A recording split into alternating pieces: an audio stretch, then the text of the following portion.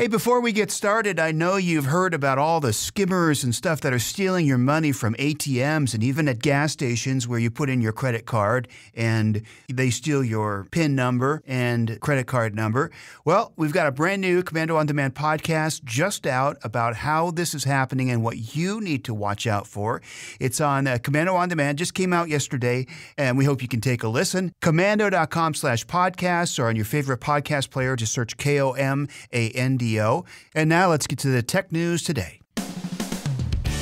Your hotel room is about to get an extra guest, courtesy of Amazon. Twitter's CEO falls prey to Russian trolls. U.S. senators are slamming 3 big phone carriers. And IBM showcases a computer debater. All that and more in this Komando.com Tech News Today podcast for Wednesday, June 20th. And thanks to our amazing partners at Metashare. Have you ever made a change and then wondered why you didn't do it a long time ago? That's what's happening for thousands of people with regard to their health care. They're joining Metashare and finding their typical savings for a family is $500 a month. People love being a part of Metashare. The convenience, the huge network of providers. There's lots of reasons this is growing so fast, so call 855-25-SHARE, and you might wonder why you didn't do so a long time before. 855-25-SHARE. Amazon and Marriott-owned hotels are putting a high-tech spin on room service. Alexa, have housekeeping bring me some more towels. You got it. Alexa will be a guest in every Marriott hotel room. A spokesman for Amazon says they want to increase guests' access to amenities and expand its presence in the hospitality industry. So I don't know. I'm already thinking back to that couple we told you about a month or so ago. Remember, Alexa spontaneously recorded their conversation and then sent it to one of their contacts. Do you really want what's happening in your hotel room to be accidentally shared?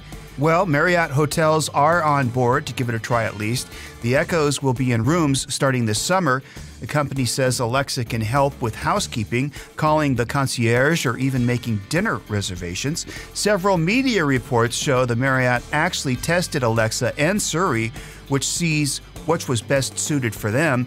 It's definitely a win for Amazon, which has sold millions of Echo devices, and we're assuming that it will be bolted down like the lamps. Looks like even most experienced social media folks fall for fake posts. A new Wall Street Journal report shows that Twitter CEO Jack Dorsey shared at least 17 tweets from a confirmed Russian troll. The retweets from late 2016 and 2017 include tweets about Bob Marley's son turning a prison into a marijuana farm, Colin Kirkpatrick kneeling over the anthem, Women's History Month, and racism. Twitter's not commenting about it, and the original poster, who was posing as an African-American woman, was really a Russian troll. Her handle was just one of more than 1,100 names released by Democrats on the House Intelligence Committee. The list identifies trolls linked to the Internet Research Agency. So that so-called Russian troll factory from Moscow that was indicted by Robert Mueller is charged with creating fake accounts to influence the 2016 presidential election and cause fights over controversial topics online.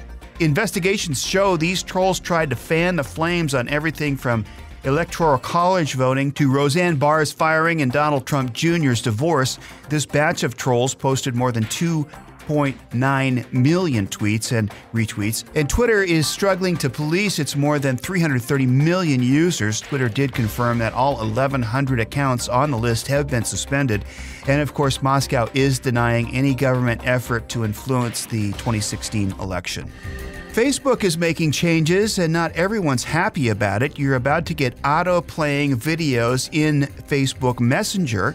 Last year, Messenger, the private messaging arm of Facebook, introduced traditional ads among your private messages, but Facebook is running out of new places to put ads, so now it'll force videos into Messenger.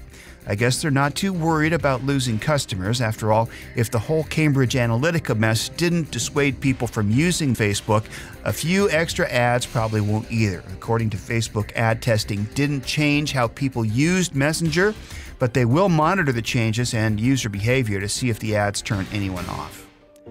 Oregon Senator Ron Wyden is publicly slamming 3 major cell phone carriers over selling customers' location data.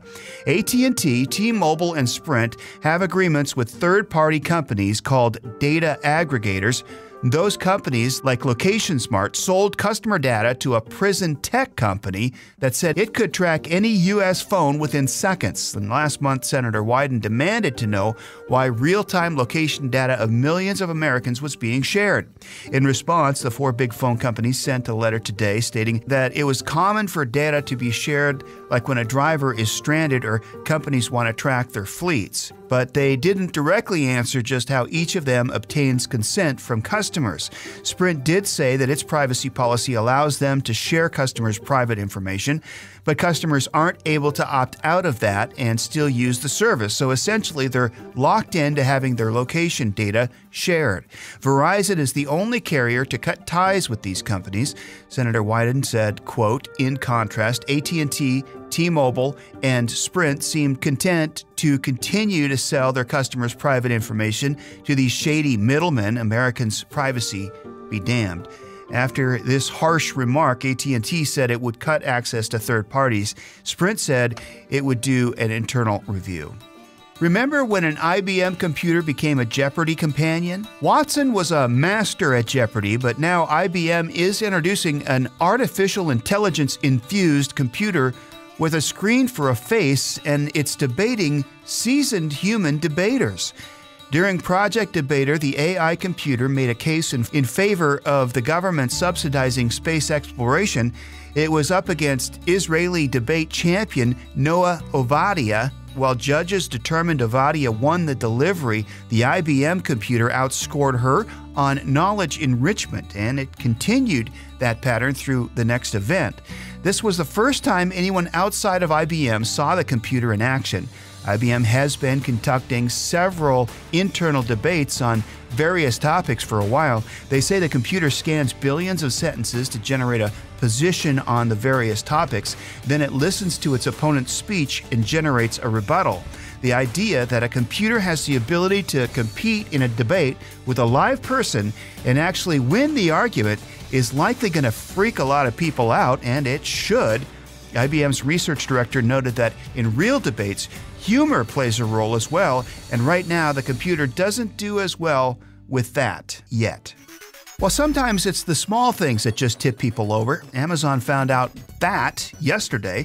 It made an extremely subtle change to its website. Now, you can go check it out if you'd like. I can wait here. Never mind, let me just tell you, then you can go check it out. Amazon changed the font of the plain text it uses throughout the site. Yep, the font change. Now everyone is freaking out. It changed the font from Amazon Ember to Amazon Bookerly. It's not drastic, but it is slightly different. Amazon developed the new font especially for its Kindle e-reader, saying the new font makes text easier to read and it helps reduce eye strain. So who knew a font held so much power? Bookerly has been used in the Kindle Paperwhite for almost 3 years, and now the company's rolling it out on their site in stages. Believe it or not, customers are noticing the change, with one tweeting at Amazon, "Changed its font and is stressing me out." Another Twitter user said she thought she was on a scam page. Amazon responded to one of the tweets saying it would take all comments as feedback. That's your Komando.com Tech News today. Hey, thanks again to our friends at Metashare. If you've ever made a change and then wondered why you didn't do that a long time ago, that's what's happening for thousands of people with regard to their health care. They're joining Metashare and finding their typical savings for a family is $500 a month. People love being a part of Metashare, the convenience, the huge network of providers. There are a lot of reasons why this company is growing so fast. So call 855-25-SHARE, and you might wonder why you didn't do so a long time ago. 855-25-SHARE, that's 855-25-SHARE.